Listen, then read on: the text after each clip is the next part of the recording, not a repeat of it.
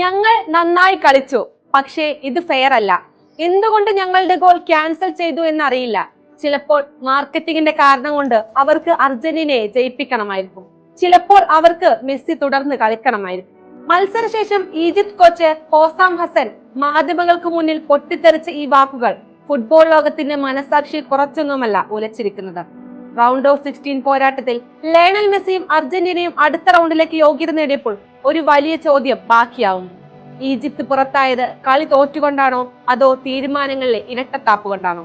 ലോക ചാമ്പ്യന്മാരായ അർജന്റീനക്കെതിരെ ഒരു ദുർബല ടീം എന്ന ലേബൽ ഇല്ലാതെ നെഞ്ചുവിരിച്ച് തന്നെയാണ് ഈജിപ്ത് പോരാടിയത്.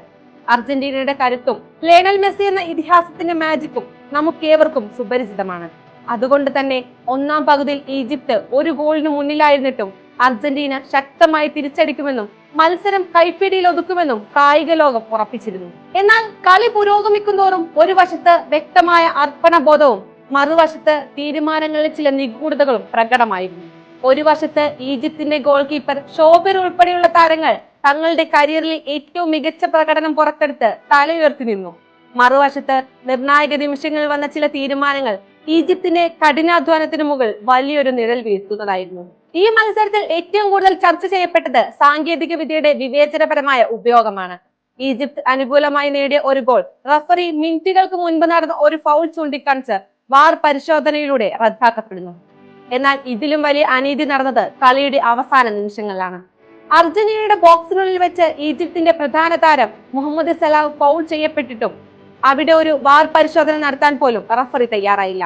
ഒരുപക്ഷെ അത് ഫൗൾ അല്ലെങ്കിലും അപ്പീൽ വന്ന സ്ഥിതിക്ക് വാർ പരിശോധനക്കെങ്കിലും വിധേയമാക്കാമായിരുന്നു എന്നാണ് ഫുട്ബോൾ ലോകം വിലയിരുത്തുന്നത്. ചോദ്യം ചെയ്ത ഈജിപ്ഷ്യൻ കളിക്കാർക്കും കോച്ചിനും മഞ്ഞക്കാട് നൽകി നിശബ്ദരാക്കാനാണ് റഫറി ശ്രമിച്ചത്. ഒരേ മത്സരത്തിൽ രണ്ട് ടീമുകളോട് രണ്ട് നീതി നടപ്പാക്കപ്പെട്ടു എന്നതാണ് ഇവിടെ ഉയർന്ന പ്രധാന ആക്ഷേപം. മത്സരത്തിൽ ഗോൾ സ്കോർ ചെയ്ത സീക്കോ പറഞ്ഞു, അർജന്റീനക്കെതിരെ ആര് കളിച്ചിട്ടും കാര്യമില്ല, അവർക്കൊപ്പം ഫിഫയുണ്ട്. ദൈവത്തോട് അവർ സമാധാനം പറയേണ്ടി വരും. ചിലപ്പോഴെങ്കിലും കളിക്കളത്തിൽ നീതി ദൈവത്തോട് ചോദിക്കേണ്ടി വരുന്ന അവസ്ഥയിലാണ് കാര്യങ്ങൾ. ഒരു പക്ഷേ കളി സമനിലയിലാവുകയും എക്സ്ട്രാ ടൈമിലോ പെനാൽറ്റിയിലോ അർജന്റീന ജയിക്കുകയോ ചെയ്തിരുന്നെങ്കിൽ ഈജിപ്ത് അത് ഹൃദയപൂർവ്വം സ്വീകരിക്കുമായിരുന്നു.